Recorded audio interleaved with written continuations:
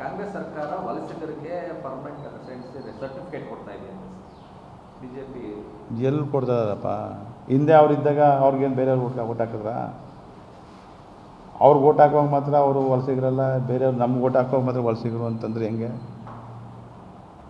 ಅವರು ಮತದಾರ ಪಟ್ಟಿಲಿದ್ದು ಅವರು ಎಲ್ಲ ಅರ್ಹತೆಯೇ ಇದ್ದರೆ ಯಾರು ಅವನು ಬೆಲೆ ನೇರವಾಗಿ ಅವನು ಬಾಂಗ್ಲಾದವನೋ ಹೊರಗಡೆ ಬಾಂಗ್ಲಾದವನಾದರೆ ನೇರವಾಗಿ ಕೊಡಿ.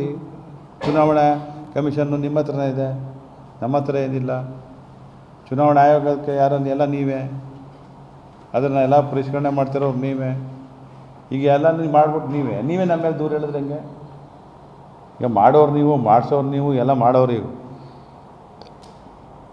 ಮಾಡುವಾಗ ತಪ್ಕೊಂಡು ಹಿಡಿಯೋರು ನೀವು. ಆದರೆ ನೀವೇ ಎಲ್ಲ ಕೊಟ್ಟಿರೋರು ಗೈಡ್ಲೈನ್ಸ್ ಎಲ್ಲನೂ.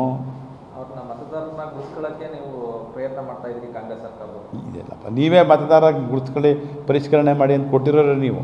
ಈಗ ಪುನಃ ನೀವೇ ನಮ್ಮ ಮೇಲೆ ಹೇಳಿದ್ರೆ ಹೆಂಗಾಯ್ತದೆ? ಕೊಟ್ಟಿರೋದ್ರಲ್ಲಿ ಬುದ್ಧಿವಂತಿಕೆ ತೋರಿಸ್ತವ್ರು ರಾಜ್ಯ ಸರ್ಕಾರದವರು. ನಾವು ಕೊಟ್ಟ ಡೈರೆಕ್ಷನಲ್ಲಿ ಮಾಡ್ತೀವಿ. ತಪ್ಪು ಏನಾದ್ರು ಸಂಭಾವನೆ ಮಾಡಿದರೆ ಚುನಾವಣೆ ಆಯೋಗ ಇದೆ.